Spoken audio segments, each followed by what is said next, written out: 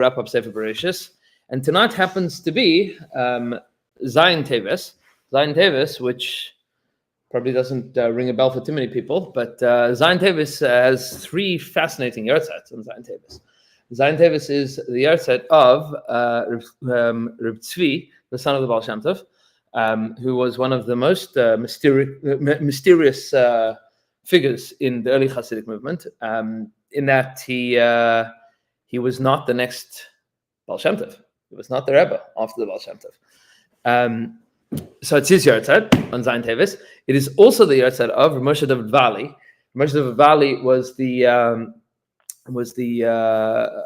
most prolific of the Talmidim of the Ramchal, of Moshe Chaim Luzzatto.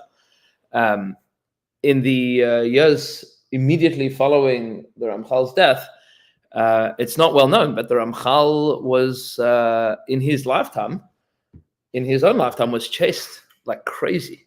The Ramchal was not accepted by the vast majority of Jews in Europe and in the world. They accused him of closet Sabbateanism, and he was put in cherem seriously at least twice. The first time, which was the most devastating, the first time shut him down kimat completely. He was shut him down to the extent that he was not he was not teaching Kabbalah in the first after about the age of 26 or so. He had to take a shvur that he wasn't going to teach Kabbalah, and that he wasn't going to write Kabbalah, and that he wasn't going to write in the language of the Zohar Kodesh. Like there was a lot. But his Talmid Chaver, who was actually a little bit older than him, if I'm not mistaken, Moshe David Vali, ends up writing both from himself, but also from the Torah of the Ramchal, probably the largest and most comprehensive commentary on Tanakh, according to Pshat, Remez, Drash, and Sod. And that's the Sfarim of Moshe David Vali. He wrote extensively. Today there's a big effort to rediscover and reprint a lot of his manuscripts. Rabbi Spinner in Eretz Yisrael, who runs the Ramchal Institute, is very involved in all of these things. But Moshe David Vali's Sfarim, when I've quoted them a number of times in Shul, he writes very, very clearly, in as much as he writes densely packed, but his style of writing is pretty clear. That's the second yartzeit to speak about. But the third yartzeit, and we're going to learn a little bit just because it's in relation to a lot of the things that we've spoken about. Then there's also the yartzeit of the Mea Shelech, Yehuda and Yosef of Ishbitz, the first Ishbitzer Rebbe. It's a little bit hard to assess the impact of the Ishbitzer on the world of Torah today, primarily because the Ishbitzer had an enormous impact, but was almost never quoted by name, at least in the first few generations. The Ishbitzer was embroiled in some controversies at the beginning of his leadership and at the end of his leadership. He was undisputedly Gaon Olam and brilliant and a huge tzaddik. Didn't have a huge following. Ishbitz was not a huge town, but the impact that he had was felt immediately in the following generation with his primary talmidim, who were his son, the Beis Yaakov of Ishbitz. His two primary talmidim, one of whom was Reb Leibler Eger of Lublin, became the Rebbe of Lublin, and Reb Leibler's Chavrusa, Reb Tzadik HaKohen of Lublin, the author of Tzidkas HaTzadik and Pri Tzadik and Takana Shavim and Rishis Yalayla, and a couple dozen more manuscripts and Svarim. So the Torah of the Ishbitzer spread, but even when it was quoted by their students, they didn't really quote him so much by name. And to a very significant extent, the thought of the Ishbitzer significantly affected the thought of Rav Hutner, who's my Rebbe's Rebbe. Rav Nachman's Rebbe was deeply influenced by Rav Hutner was deeply influenced by the Torah of Ishbitz, as well as probably the most well-known person that brought Ishbitz to the forefront was Rav Shlomo Carlebach, as well as Ramesh Wilson in Emunah Sitecha, although basically nobody quoted him so much by name. He was a little bit not so popular to quote by name because of a number of the things that he wrote being very, very edgy. Very edgy. The thing most likely that was edgiest of the things that he wrote and said and spoke about was a famous / infamous mahalach that he writes at the beginning or the end of Parshas Balak, the beginning of Parshas Pinchas. You might remember that Pinchas rises to prominence because Zimri and Cosby are doing whatever they're doing in the middle of the camp, and Pinchas goes in with the spear and skewers them and stops the Magefa. That's the story. And the Torah gives Pinchas the bracha that he knows bris shalom. He's given this covenant of peace, and he is bris kunas olam. He's going to be a kohen forever. And to the extent that Chazal point out that for many, many, many generations, basically all of the Kohanim Gedolim came from Pinchas. They were all descended from Pinchas. Machlokes whether Pinchas was himself a kohen gadol and or a Mashiach Melchama, because he was, at least according to some versions of Chazal, he was the Kohen that was appointed to the battlefield, the Kohen Mashiach Melchama, which is an interesting role, that at least was reprised midrabanan by Yehuda HaMaccabi. Yehuda HaMaccabi was midrabanan, the Mashiach Melchama. That's how Chazal discuss, because in order to be the Mashiach Melchama, you need to have Shemen HaMishcha, you need to have the anointing oil, which they didn't have in the days of the second Beis HaMikdash. So you couldn't officially be the Mashiach Melchama, but he kind of played that role. It was lost together with it was hidden together with Aaron Kodesh. The Aaron was hidden 100 years before the destruction of the first Beis HaMikdash. So the Shemen HaMishcha, the anointing oil that Moshe Rabbeinu made, was hidden together with it. Yeah, there was only one vial of anointing oil ever made. Chazal said. So whenever it's referred to in Nevi'im, it's always that one particular object. Yeah, so that one. That's the one. There were a couple of cool things that were in the Aaron. One of them was the Shemen HaMishcha. One of them was the obviously the luchos, meaning the luchos of Moshe and the shivrei luchos, which there's machlokes between Tosfos and the Rambam whether or not they had two separate Aarons, one for the shivrei luchos and one for the luchos, and the broken luchos, the first set, right? The shivrei luchos, the broken luchos, and then the whole luchos. So the whole luchos were for sure in the Aaron, but meaning in the Kodesh HaKadoshim. So Aaron's staff, the one that grew the almonds in the story of Korach, the Tzinteres Haman, the vial of the man, as well as the Sefer Torah that Moshe Rabbeinu wrote, meaning the Sefer Torah. That was the Sefer Torah that was Munach B'Heichel, the Sefer Torah that was put into the Kodesh HaKadoshim. That we don't know what happened to. That we don't know. That after it got dipped into blood, we don't know what happened to that. That's although arguably that has a long history. There are some midrashim that describe that coat was from Adam HaRishon. Right. That's what's curious. Yeah. And the story of that coat is a curious story because it goes from Adam eventually to Noach. Noach gives it to Noach gives it to Shem, gives it to Aver, and then it somehow or another gets captured by Nimrod. And then it's won back from Nimrod by Esav, right? Because Esav kills Nimrod. Some of the Balei Musa point out that it's an interesting thing that Esav, the day that Esav sold his birthright was the day that he came back from the field. He was Ayef, right? So Chazal say, what was he tired from? He was tired from killing somebody. Who did he kill? He killed Nimrod. So any other time you would give him a shkoyach. You would give him a shkoyach. You would give him like a big. You give him after Yonah. Like that's a big deal. That's a big deal. But I mean, Nimrod was the guy that chucked Zaidi Avram into the furnace, and at least according to one version of Chazal, Nimrod is also identified with. Shows up by another name in Chumash. A long name, right? Yeah. One of the kings? Yeah, Amraphel, Melech Shinar, right? He was the leader of the kings that captured Lot, right? That the whole story was all about getting Avram to be pulled into battle. That's the Al-Shech HaKadosh points out that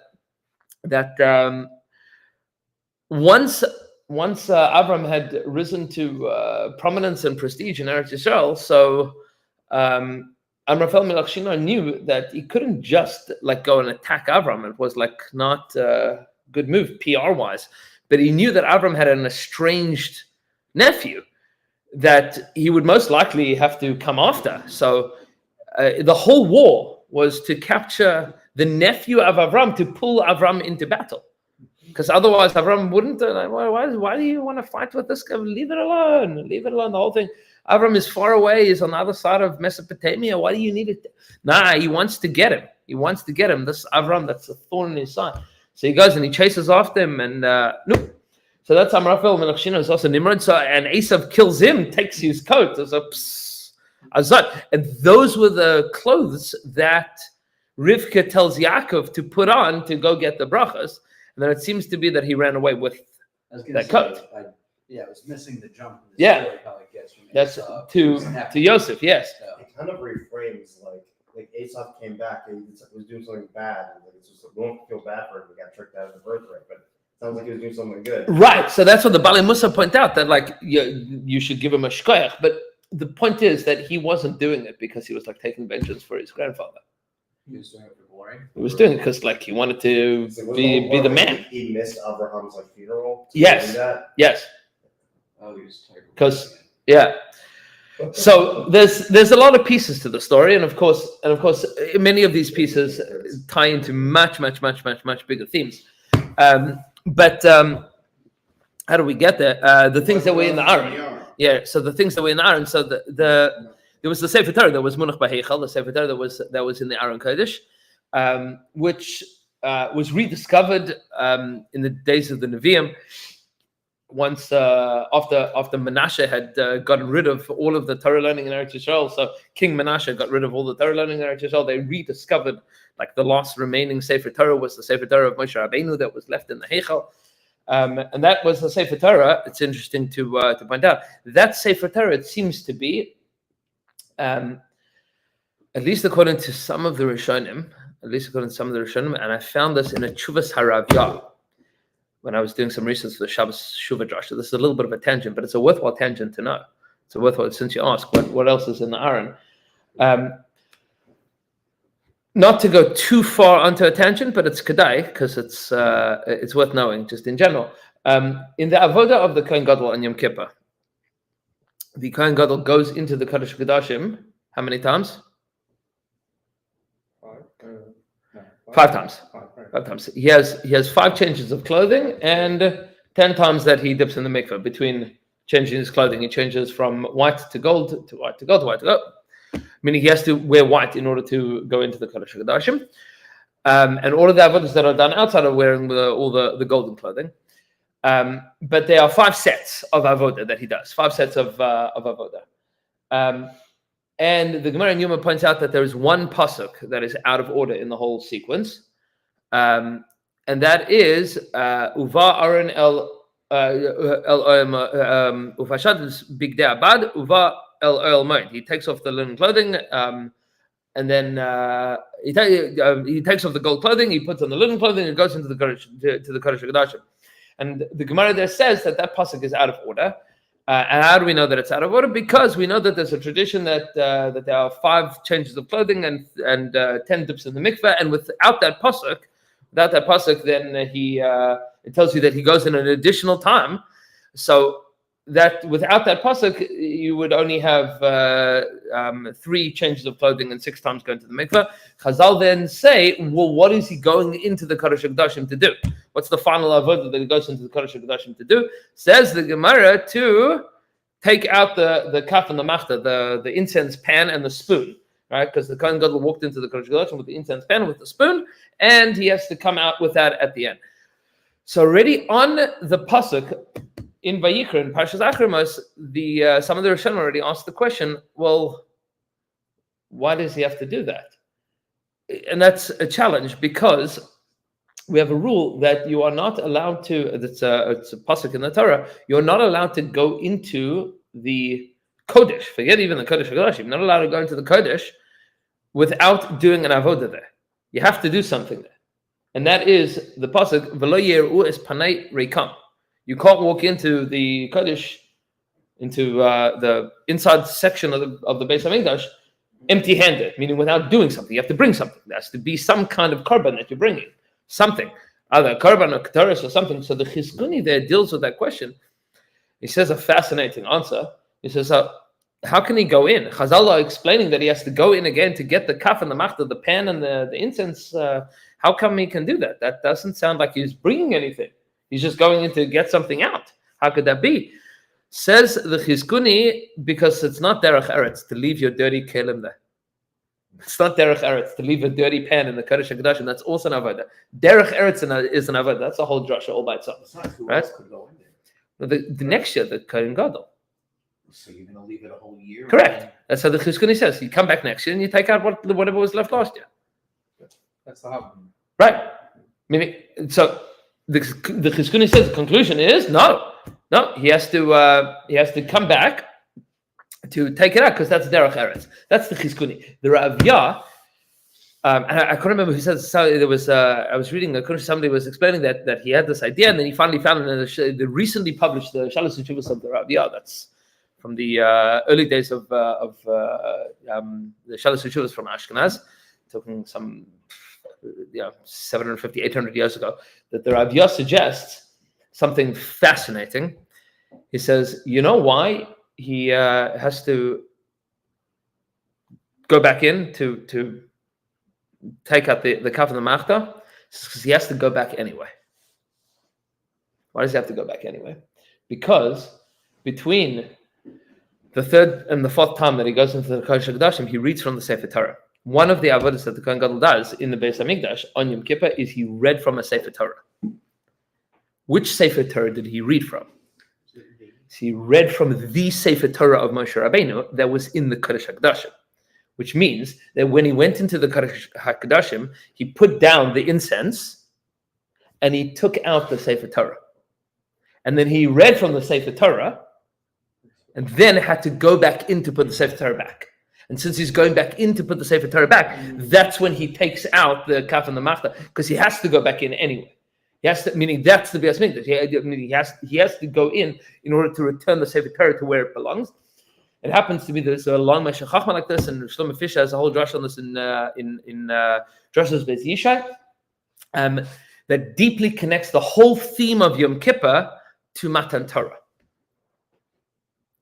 because Yom Kippur is the day that we got the Torah. So the idea of going into the Kodesh HaKodashim is not just the tshuva and kapara aspect, it is also Matan Torah.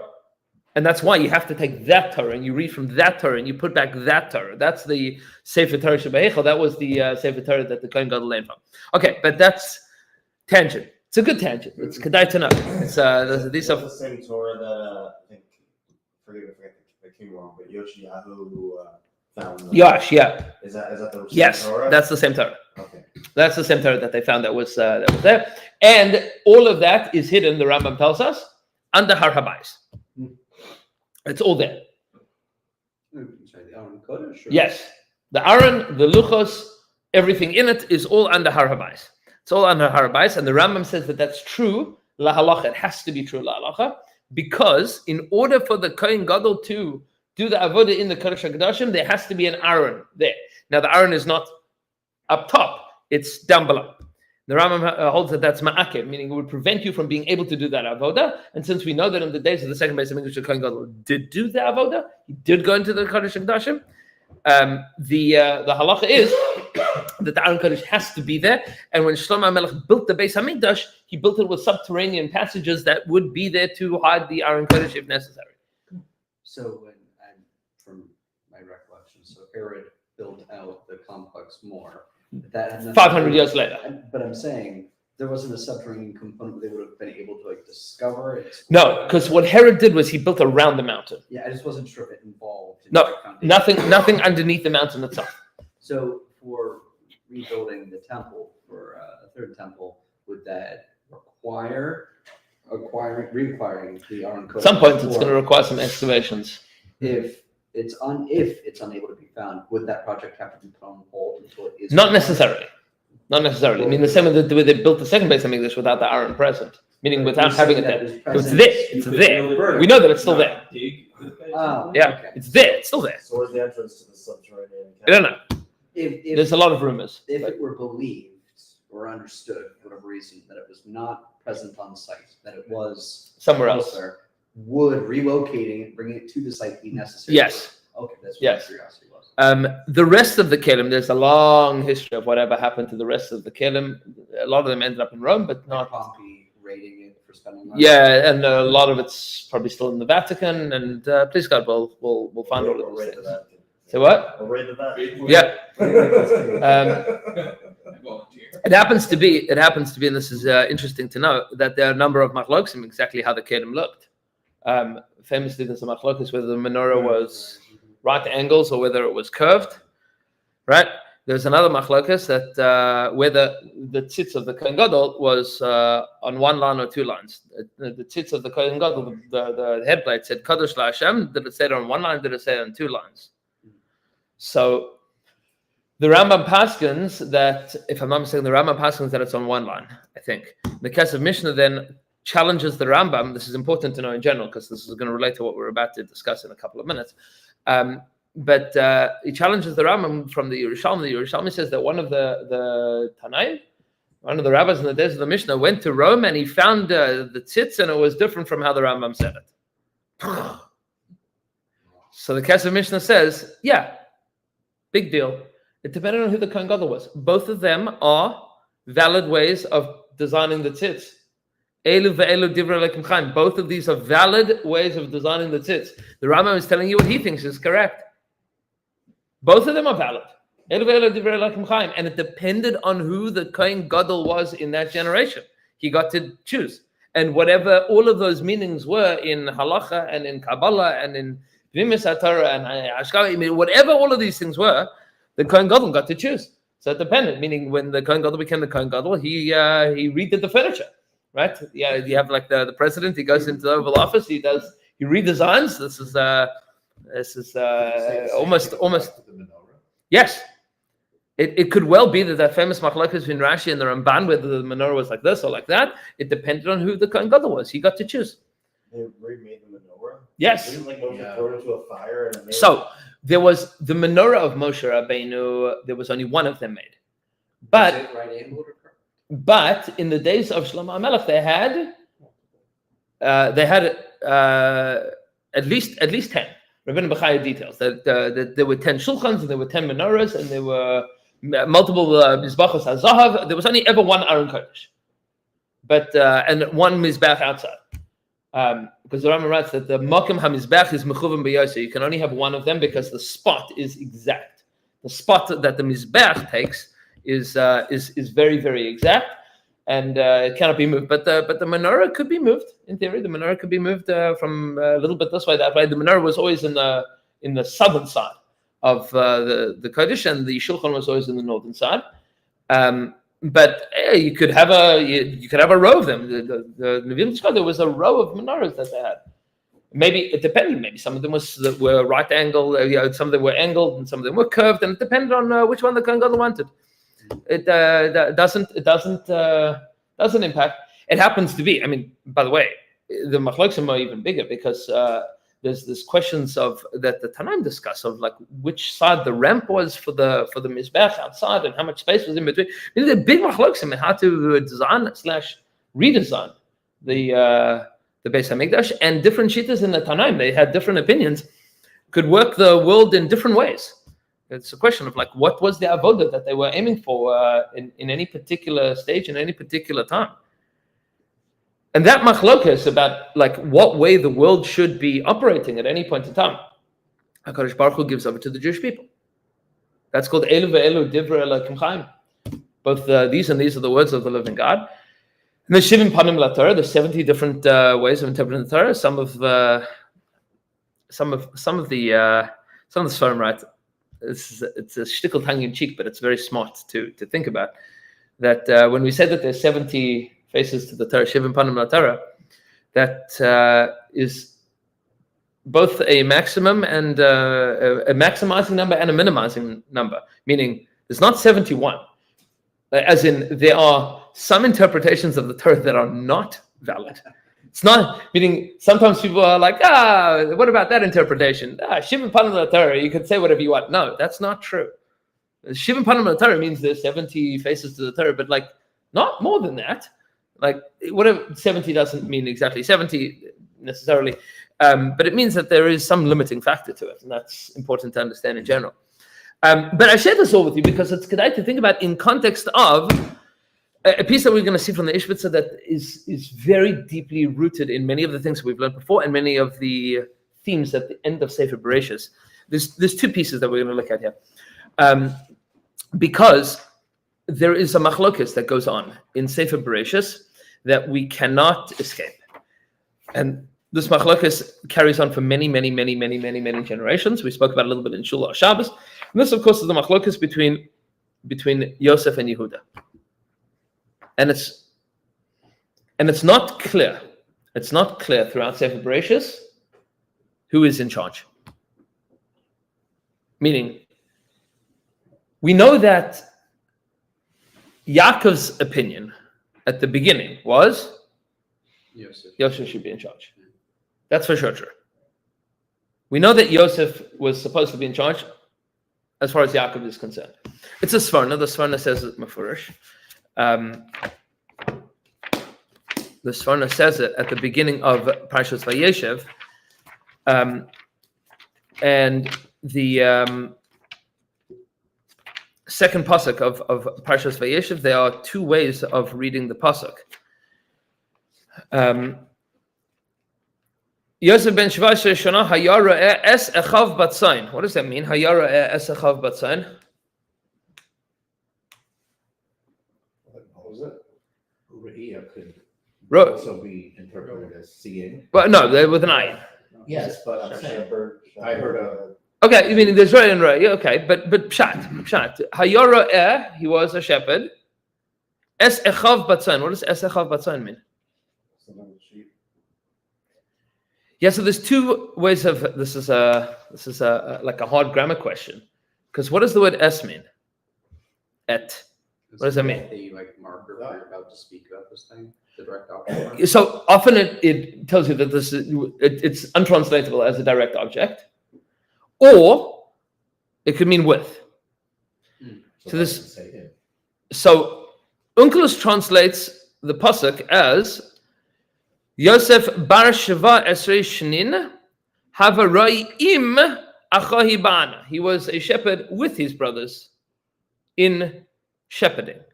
But son meaning the present participle. He was a shepherd with his brothers in their shepherding. The Sforno explains differently. The Sforno says, Pshat in the pasuk is not that he was a shepherd with his brothers, but Hayara es echav batzain. Challenge with the Mikros Gedalis is always where is the place. Hayara es echav batzain says the Sforno hayam manhig umeire osam b'melechas mire hatzain. He was the shepherd of his brothers, right? Hayara he was the shepherd of his brothers in their shepherding. He was shepherding his brothers, right? In shepherding. He was the foreman. That's it. He was the chief shepherding officer. That's it. He was there on behalf of management. So he was not just there on behalf of management; he was there to become management. That was his goal, right? That was his goal. That was Yaakov's goal. And it's very clear that Yaakov wants Yosef to take this position. The Sforno says pshat. It's a chaval that people don't learn pshat in the psukim. But Vayavei Yosef is dibrasam ra el aviyem. Yosef brought the negative report about them to his brothers. What was the negative report? That's Rashi quotes them from the Medrash. They were eating Ever Menachai, which is a bizarre thing to say, because Ever Menachai, tearing a limb from a live animal, is one of the Sheva Mitzvahs B'nai Nach. Like the brothers, like we don't suspect that they were violating one of the Sheva Mitzvahs B'nai Nach at this point in time. But how far-fetched is that, considering what they soon after did? Okay, so that's later. Well, but I mean, the escalation would be either going from 0 to 100, or they're already at a certain speed where it's plausible. I'm just So I hear that, but were that to be the case, you would have expected that Yaakov would have said something to his sons. Certainly would have sent Yosef out there. No, I mean, Yeah. were it to be the case that they were actually eating Ever Menachai, you would expect that he would have said something to them about it. Meaning, when Shimon and Levi kill the whole city of Shechem, Yaakov doesn't mince his words. He disagrees with them wholeheartedly. He says, "You guys are wrong. You have violated one of the mitzvahs, the Sheva mitzvahs b'nei Noach." Big machlokas between the Rambam and the Ramban, whether Yaakov was worried based on moral halachic principles or he was worried for political reasons. Meaning, did he agree with them fundamentally or disagree with them fundamentally? That's a big machlokas, the Rambam and the Ramban. Even later on his deathbed by the brachos, they don't really get brachos. So that's an interesting question. What exactly he says to them? Meaning, it's a little bit encoded. Meaning, what Yaakov says, "Arur apam," he curses their anger. Tells them Hamas or something. So he ki ba'apam hargu ishu. And then it says Iku Shor, and it's a question exactly who the Ish is and who the Shor is. Like what's Yaakov referring to there? Which is complicated because it also filters into another machlokas in the Mefarshim, whether Yaakov ever found out what happened to Yosef. So machlokas already in Chazal. Did Yaakov ever find out what happened to Yosef? The Psikta Rabasi, if I'm not mistaken, holds that Yaakov not only never found out what happened, but for the 17 years that Yaakov and Yosef were in Mitzrayim together, Yosef never visited his father or never visited his father alone. He was never alone with his father for the rest of his life because he never wanted to have to answer the question if Yaakov goes, "By the way, how did you get here?" He never wanted to answer that question. So for the rest of his life, he doesn't go together. He doesn't go alone to his father. He only goes with his sons or with other people. Like he never ever goes to his father by himself, never has a private conversation with Yaakov for the rest of Yaakov's life.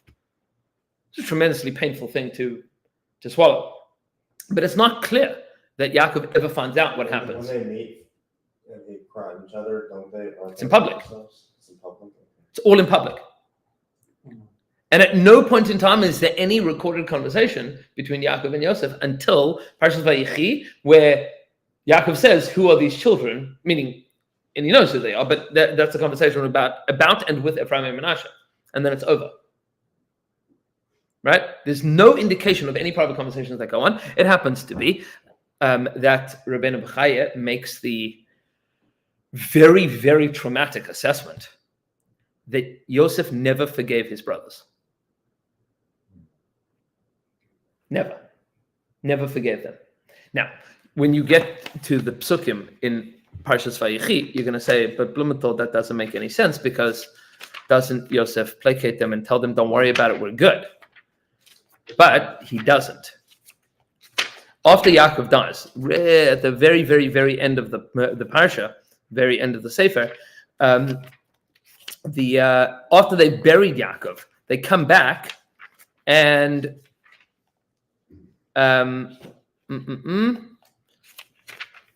the brothers come back and they take him to Eretz Yisrael.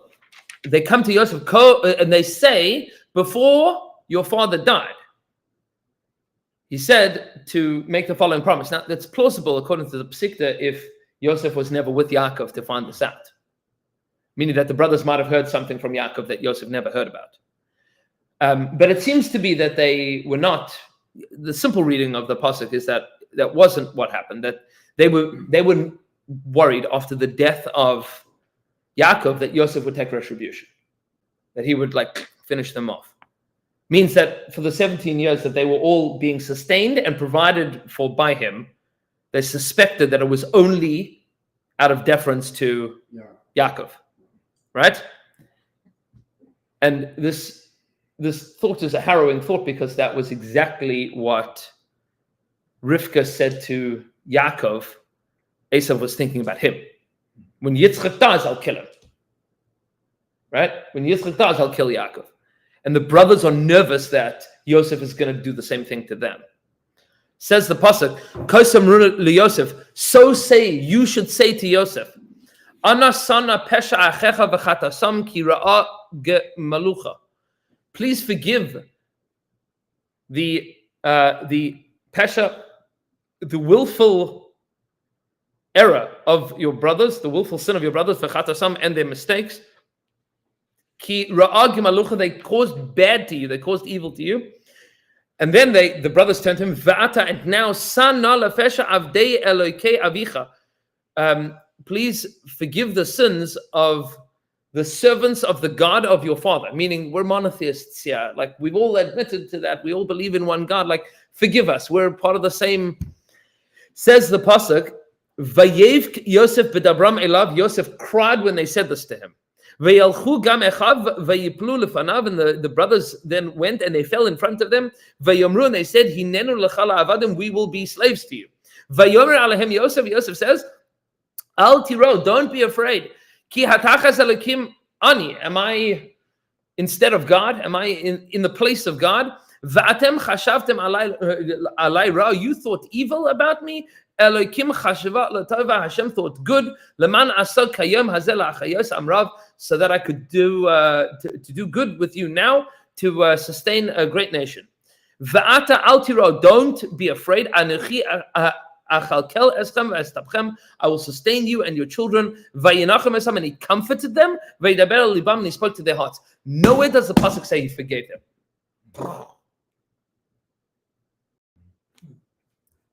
Says Rabbeinu Bechai, he never let it go. He never ever let it go. And because of that, says Rabbeinu Bechai, we have, and Rabbeinu Bechai to a certain extent is forced into this pshat. Why is he forced into this pshat? Because of the multiple midrashim. There's a whole kuntras of midrashim called the Medrash Asara Harugim Malchus, the 10 martyrs that were killed in the days of the Romans, which we read about on Tisha B'Av, we read about in Yom Kippur. Why are these 10 martyrs put to death? That was the debate. They never paid for to atone for the sin of the brothers. To atone for the sin of the brothers, the selling Yosef. There are 10 great tzaddikim in the time of the Roman occupation of Judea over about 100-ish year period. That 10 tzaddikim are put to death very, very severely, with tremendous pain and suffering. And we read those midrashim Yom Kippur and on Tisha B'Av. And that's the kapara for the sons, for the brothers of Yosef not selling him. And says Rabbeinu Bechai, and if he forgave them, then why would they have to come back and be killed as some compensation? It must be that they didn't achieve full atonement, because if they were fully atoned, then it would be over. You put this together with another piece in the Rabbeinu Bechai, who asks a fascinating question. That he says in Parshas Vayechi. In Parshas Vayera, he deals with the in Parshas Vayeshev, he deals with the question. Hold up a second. Who are these 10 martyrs? Meaning, how many brothers sold Yosef? How many brothers sold Yosef? 9. Because who wasn't there? Reuven and Binyamin. Binyamin was home and Reuven was home. Because the pasuk says, "Vayashav Reuven el Abar." The idea is to throw him in the pit, in the bar instead of Leman Netzilin Biyadam, right? To save him. Some other people did. Okay, Yeah, but still they sold They him. were abandoned. What? They like abandoned. No, pshat is that they sold him. And Yosef says, "Machartim see what?" Isn't there a fascinating opinion that the Rebbeinu Shalom was the 10th? So there is, the Midrash says that the Rebbeinu Shalom was the 10th. He made the minyan, but it's hard to argue that the Rebbeinu Shalom is one of the Asar Harugim Malchus. Although there are those that argue that and this is the same character. Either it is that Hashem was the 10th, or Yosef. Yosef takes responsibility for the fact that his brother sold him. And you put this together with Rabbeinu Bechai, and that he didn't forgive them. Meaning, both of these pieces, Yosef is complicit in the lack of forgiveness of his brothers, meaning in that sin perpetuating. So there are certain mamarim, you'll see this in a little bit in Reb Tzadok and in a few other svarim, that the 10th of the Asara Harugim Malchus is none other than Yosef. And the character that is of the Asara Harugim Malchus, the 10 martyrs, that is there as Yosef is Rabbi Akiva, who is Rabbi Akiva ben Yosef. Rabbi Akiva ben Yosef. There are those that argue that Rabbi Akiva is not there instead of Yosef. Rabbi Akiva is there instead of the Shechina, representing HaKadosh Baruch Hu. Because the pasuk says, "B'chol tzarasam lo yitzar," that Hashem is in pain together with the Jewish people. That the pain of Rabbi Akiva, and that's what the Malachi Asharis are screaming, "Zot Torah v'zot schar." This is the reward that you get. And HaKadosh Baruch Hu says, "Leave it alone." Meaning, HaKadosh Baruch Hu is saying, "I'm participating in this pain as well." That was tremendously painful for HaKadosh Baruch Hu. But Rabbeinu Bachai says that's Yosef. That's Rabbi Akiva ben Yosef. And that's the 10th of the brothers, meaning that's brother number 10. There are certain Sfarim that point out that those Asara Harugim Malchus are not just in that generation, but in every generation. In every generation, there are tzaddikim that die fixing up for the chait of Yosef and his brothers. And the Meshech Chochmah writes that for that reason, the Kohen Gadol doesn't go into the Kodesh HaKadoshim wearing the breastplate, because he doesn't want to invoke the separation between the tribes in front of HaKadosh Baruch Hu and Yom Kippur. It's a wild Meshech Chochmah. Is that's a category. Having a separation between the Jewish people is already an accusation against the Jewish people, so you can't have that going into the Kodesh HaKadoshim and Yom Kippur. But all of these things, this whole sugya, this whole story of Yosef and Yehuda is the story of Tanakh. It is the great arc of history in Tanakh from Rachel and Leah until Mashiach. And we discussed this at great length when we were learning the Mamar Geula of the Ramchal, the worlds of Mashiach ben Yosef, Mashiach ben David. But there's two pieces in the Ishbitzer that we should take a look at for a couple of minutes. The first is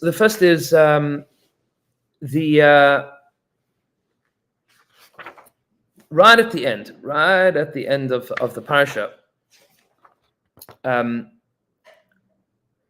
The Ishbitzer deals with the question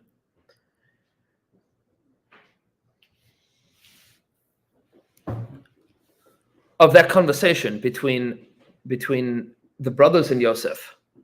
You please forgive us. Your Tati said not to kill us, not to take retribution. And Yosef says, "You thought bad about me, but it's not true. Like, I would never do that to you. I'll sustain you. I'll provide for you," which he does. He does. Whether he forgives them or not, he certainly takes care of them for the rest of their time in Egypt. Says the Ishbitzer on this passage, "Chashavtem alai ra'a elokim chashva l'tova." You thought bad about me. HaKadosh Baruch Hu thought good. By the way, Chashva l'tova is the name of the Beis Yaakov of Alexander, Sefer Chashva l'tova. That's okay. Says the Ishbitzer, "Bazeh ha'inyan." With this pasuk, Her'ah Hashem Yisbarach, HaKadosh Baruch Hu showed, Eich haya be'efshar lahavi hashvatim begalos Mitzrayim. How was it possible that the Jewish people could have ended up in exile in Egypt? And Hashem is revealing to us at the end of Sefer Bereshis how exile is possible. How is it possible that the Jewish people, Amskul, Hashem's special people, how could we end up in exile? So it says, "Ve'ikar haya hapirud she'ischilu liparid." And the beginning, middle, and end of the story is that the Jewish people saw separations and differentiations between themselves. Meaning they didn't see eye to eye with each other. That was the beginning, middle, and end of Galus. That's how Galus happens. So this is when the Jewish people are united, lo yuchal lishlot alehem shum davar, nothing can overrule us. Meaning no nation can overwhelm the Jewish people when the Jewish people are together. It's an impossibility. It's a fundamental impossibility that any nation could overrule the Jewish people if the Jewish people are united. And this is a theme that people speak about in Eretz Yisrael from time to time, meaning whenever things go poorly, Jews look at each other and go, yeah, we shouldn't hate each other so much.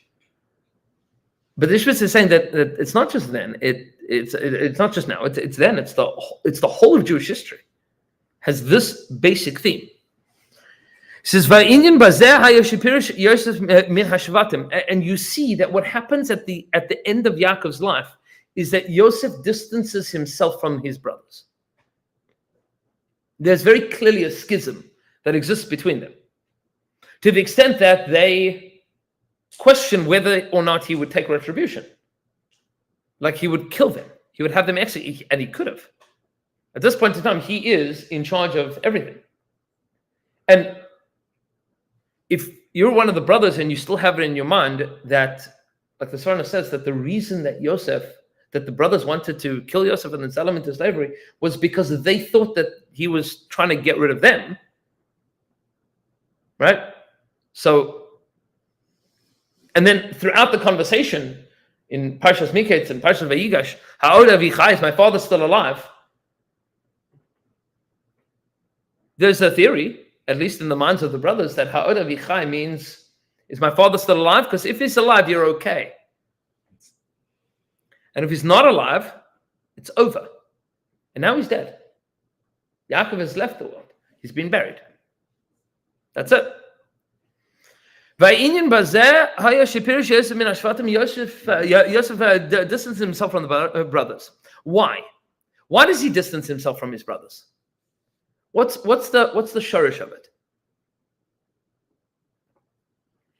So he says, "Ki ba'od sheYaakov Avinu haya kayam," for as long as Yaakov was alive, "Loi haya nikar mimenu mihu hagadol shebeshvatim." It was not noticeable, was not recognizable who was going to be in charge of the tribes. We know that Yosef was going to be at the beginning. And we know that at some point in time, Yehuda takes over. And then when Yehuda approaches Yosef, in Parshas Vayigash last week, so on that, the Medrash explains that the brothers stood back and they said, Malachim dainim elu em elu. These kings are fighting with each other. And Yosef is Malchus and Yehuda is Malchus. So they're fighting with each other. We're not involved in this. It wasn't clear. But there is another contender. There's Yosef, there's Yehuda, there's also... No, Reuven. Right? He's the Bachar. We never think about him because we know that he's not in the running. He screwed himself over. He slept with his father's wife. So whether or not he did or didn't is Machlokes and Chazal. But you should know, by the way, just since you mentioned it, that the Alshich HaKodesh points out that the biggest supporter of Yosef was always Reuven. Why was Reuven always such a supporter of Yosef? I mean, he should have been the biggest adversary. He would have gotten in trouble. No.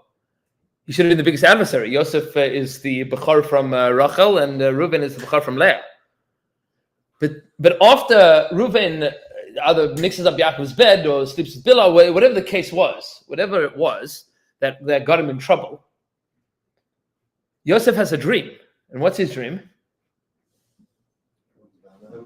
Who's bowing to him? His father and His mother. And how many stars? 11 means Reuven is still included. Meaning Yosef's dream was chizuk for Reuven. So it's a very astute observation of the Alshich. And that's why the Alshich points out that when Reuven comes back to it says, don't throw them, don't kill him. The pasuk says, "Leman hatzilun miyadam," so that he should save them. He says, "Don't kill him and save them." He says the pasuk is explicit that he says to save him because he doesn't think that it's moral to kill him, not just because he has a vested interest. He does have a vested interest. I mean, for as long as Yosef's dreams come true, he's part of the Jewish people. But that's not why he saves Yosef. He saves Yosef because he believes that it's immoral to murder him. So the Alshich makes that point in a few places. But that notwithstanding, Reuven's also in the running. Says the Ishbitzer, he says, Ki lifamim haya mekarev es zet Yosef, v'lifamim zet Yosef. Because throughout Yaakov's life, you see that sometimes he seems to give more responsibility to Yosef, and then later he gives more responsibility to Yehuda, and sometimes he gives more responsibility to Reuven. He says, who was the most appropriate, the most correct in his eyes in that moment? Like the pasuk says, Yehuda shalach lifnem. He sends Yehuda ahead of the rest of the Shvatim to set up shop. Because I'll say, Rashi quotes it, to set up a base medrash. But Yosef was the one that he taught all of the Torah of Shem Va'ivra to. So, meaning, you see that he does have unique relationships with a number of his sons. And ostensibly, probably with all of them, but in different ways in terms of leadership, there are different times that different sons are taking different roles. It says, Ach kodim liptirasai, but before he dies, when he gave them a bracha, ve'amar, and he says, li Yehuda yishtachavu lecha b'nei avicha, and he says to Yehuda that your brothers will bow to you. She says, as hikiru kulam ki Yehuda gavar be'echav.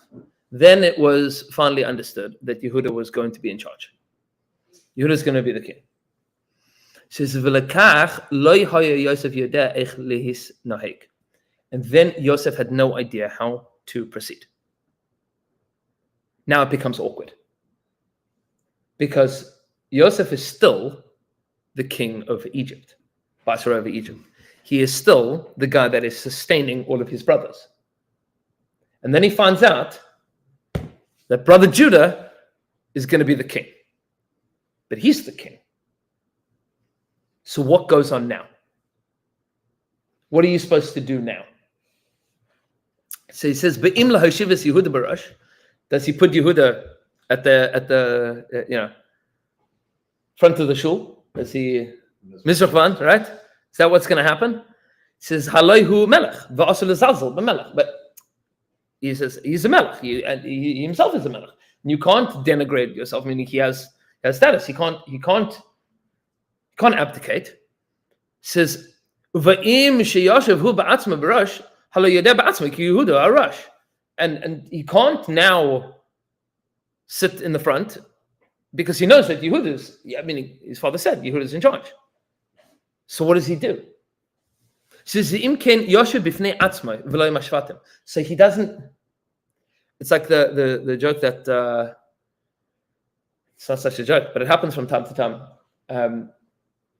Sometimes it's awkward when guys get married. So how do you call your mother? I'm not going to go around the room and ask how you call your mother-in-law. Some people call their mothers-in-law by their mother-in-law's name, right? And some people call them mom. And sometimes you can't call them mom because then your mother gets upset. So you can't say mom, but you can't call your mother-in-law by her first name because then your wife gets upset. So you don't call her anything. you just, right? I never call You just don't call, right? You call her mom until she's in front of your mom, and then you conspicuously avoid having Right. anything you refer to her as. Right, that's it. So you don't call her anything. Some Meaning- people use vomit. Right. So this is how these things. That's why the biggest bracha for a son-in-law is when you have a child and then there's a grandchild to talk about. Then you can be Bubby or Savta or Grandma or whatever it is. That makes everything easy, right? But Yosef has the problem. He doesn't know. What am I supposed to do? What do I call Yehuda? Do I call him king? Do I call him Yudi? What do I call him? What do I call the guy? What do I call him? I'm the melech, but he's the melech. But you can't have both people being the melech. Isn't this foreshadowing Mashiach ben Yosef? This is foreshadowing everything. Also foreshadows the Yes. kingdom splitting. Yes, this is the Right. point. This is the Ishbitz that says this is the point. This is the breaking point where it all falls apart. It was in this moment. It says Va'ashvatim donu osai, and the tribes judged him. She'asa zos machmasina. They thought that the reason. How often does it happen that Yosef is doing what he's doing because he's feeling awkward. He doesn't know what to do, and the brothers are like, "Well, it's because he hates us." Right? Which might still be true. Well, yes. No, he doesn't hate them. He might not have forgiven them. Not forgiven. But they think that it's because they hate him. He says, "V'lekach nenshu lios begalus," and because of that, they all end up in exile. That was their punishment. He says, "Ki hayolahem ledon lechafschus," because, and the Ishbitz says something so powerful here. He says, at this point in time, they should have judged him favorably. They should have looked at him and said, "Now, what did we do to this guy? Yasser, we sold him into slavery in Egypt. He rose up to become the king. He hasn't done anything to hurt any of us. He has provided for ourselves and our wives and our children, our families for the last 17 years. And then he just found out that he got fired. Poor guy. Cut the guy some slack. Like, give him a break for a second. So he says, "V'gam liYosef nechshav lachem," but this is also a mistake for Yosef. Al asher hiniach lehem makom lit'os by, that he left it open to them to think that about him. Meaning, he was ambiguous enough that they could have construed it that he hated them. He wasn't clear with them. Meaning, because everybody was too awkward to have a conversation, they just stopped talking. One of the reasons that I love the Ishbitzer is he's so real. Like, you can all see this happening. It's just, this happens. So he says, "Ki be'emes hayalai li." What should he have done? Be'emes hayalai li hisnaig shehu yoshev barash me'achar shela'is atahu melech. What should he have said? Should have said, "Look, Chavra, I know that Yehuda is going to be the king, but right now I'm the king. So we'll make him a nice chair, like he'll have a nice seat by the table. But in the meantime, I'm the melech. And at some point in time, the malchus is going to be given to Yehuda. But being that I'm in charge of Egypt, like." We can all be friends now. He says, but he needed to know that Yehuda was greater than him. Like, he needed to know that Yehuda eventually was going to be the Melech, but right now he's not. He says,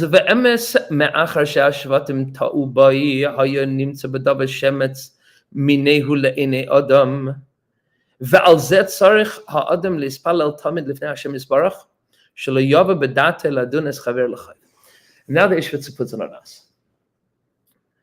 He says, and all of these things were cooking in like all of the loftiest spheres in the world.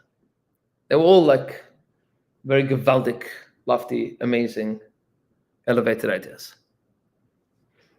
But ultimately, he says, bringing it down to our level, a person needs to daven very, very hard to Hashem, that they should never ever judge anybody else unfavorably. That's the avodah.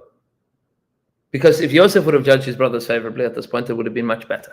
And if they would have judged him favorably, it would have been much better. He says, "V'gam shechaver lo yadun l'chayv," and also daven that your friend shouldn't judge you unfavorably. And you have to daven for both things. You have to daven to save yourself from thinking negatively about another Jew, and daven that nobody should think badly about you. He says, "V'al zeh ne'enshu hashvatim," and for this the tribes were punished. The ultimate punishment of the Shvatim, why they ended up in Galus for the next 210 years, well, a little less, right? 193 years, more or less, at that point in time, until Moshe Rabbeinu, was simply because rather than having an awkward conversation, they just judged each other negatively. Meaning, it was too awkward to say, yeah, what's going on here? They assumed the worst. And because they assumed the worst, that broke the relationship between Yosef and his brothers, which meant that the entire enterprise of the Jewish people in Egypt stuck around and got much worse. Because the brothers didn't trust Yosef didn't trust the brothers didn't listen to Yosef didn't listen to them. And while he still paid the bills, he still fed them, he didn't interact with them any longer. And the Kli Yakar points out, this is a Kli Yakar that we've learned a few times before, but we'll end with this point. The Kli Yakar asks a devastating question, which you'll now understand in light of all of this. The Kli Yakar asks the question, why is it that after the famine finished, Yosef was still in charge of Egypt? Why didn't they all go back to Eretz Yisrael? Why did they stay in Egypt?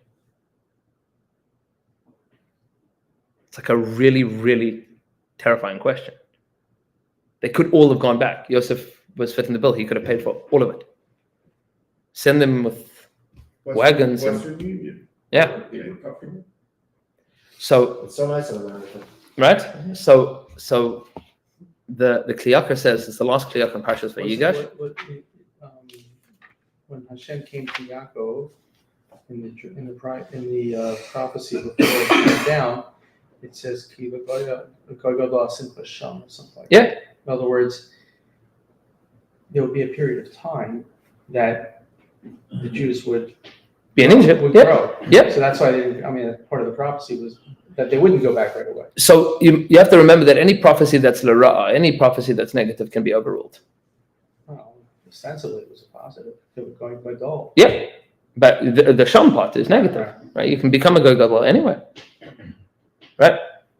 Meaning all of the prophecies of Puranas could be overruled. The prophecies Latova cannot. The prophecies L'Ra can be overruled. So, well, yeah, you're going to be strangers in a strange land. Okay, so we did that. Yeah. We said 400 years. It doesn't have to be. It could be less. Says the Kli Yakar, the last pasuk in Vayigash, Vayeshev Yisrael be'eretz Mitzrayim be'eretz Goshen. The Jewish people settled in the land of Egypt, in the land of Goshen. Vaye'achazu ba. It's a strange word. What does that mean? Vaye'achazu ba. And they grabbed hold of it, or it grabbed hold of them. Vayifru v'yirbu ma'od, and they were fruitful and multiplied greatly there. Says the Kli Yakar.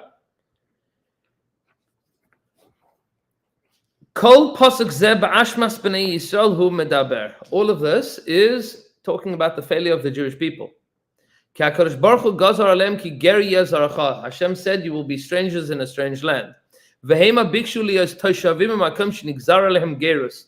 And they wanted to be citizens in a place that they were supposed to be strangers. K'mo shedarash etzel Yaakov v'yeshiv. Yaakov wanted to settle, and Hashem says, no. Says, Kach hapasuk ma'ashimim al yeshiva zu shebiksha achuza ba'aretz lo lahem. They wanted to settle in a land that wasn't theirs, and the Torah is telling them that they messed up. Yosef says, tell Paro lagur ba'aretz banu. We came to be strangers here, just to live here for a bit. And Yosef says to them that you should stay in Goshen. Stay in Goshen. We've discussed this before. Don't become agriculturalists. Don't get involved in the Egyptian economy. Stay shepherds in Goshen. Why? Because the moment the famine is over, you can book out of here. But that's not what happened. He says, they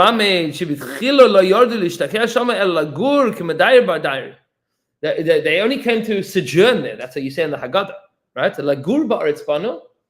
they only came to hang out there for a little bit. It says, and then they went back on their words. And they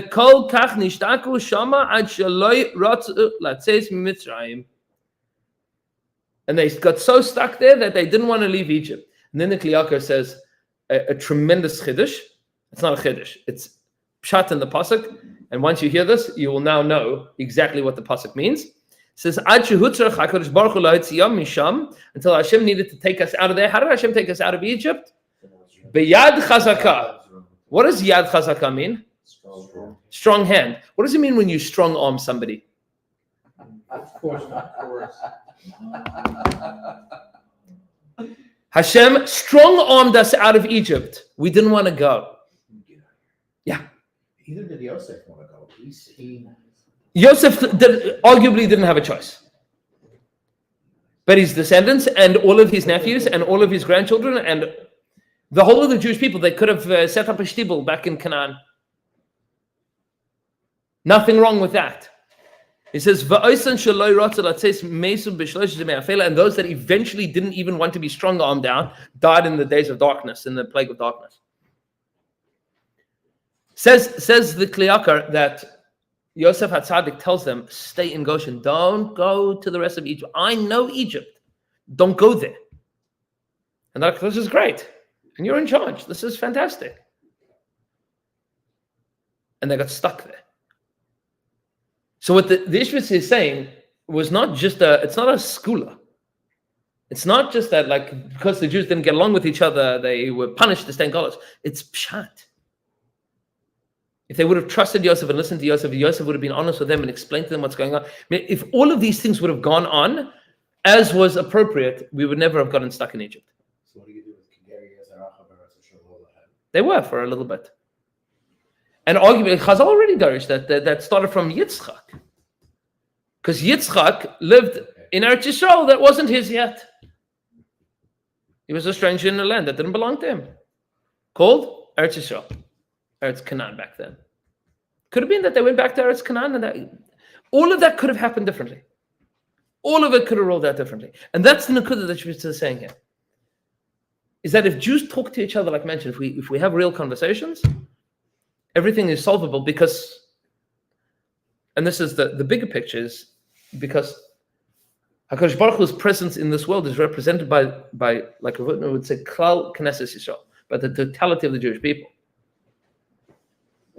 Which means that every Jew has a little bit of that refracted light of HaKadosh Baruch Hu, and when Jews get together and have conversations with each other that are not, bent on egos and opinions and politics and it's just Jews getting together, then it works. Then HaKadosh Baruch Hu's presence is felt. That's called Geula. And that existed for those couple of moments with Yaakov, which maybe we'll speak about a little bit more Shabbos time. But Lemaisa, what comes out is, as we finish Sefer Bereshis, Be'ez Baruch this week, the story of Jews not getting along with each other is the story of Galus. That's the whole story. That's the whole story, which And it still is. it's why in order to leave Egypt, Moshe Rabbeinu makes sure to take Yosef with him. That's the truth. He has to make sure to take Yosef's bones with him, because how could it be? How could it be that we still keep up with Machlokas? Be'ez Baruch. We should be zeichet to continue. And everybody should have a good week.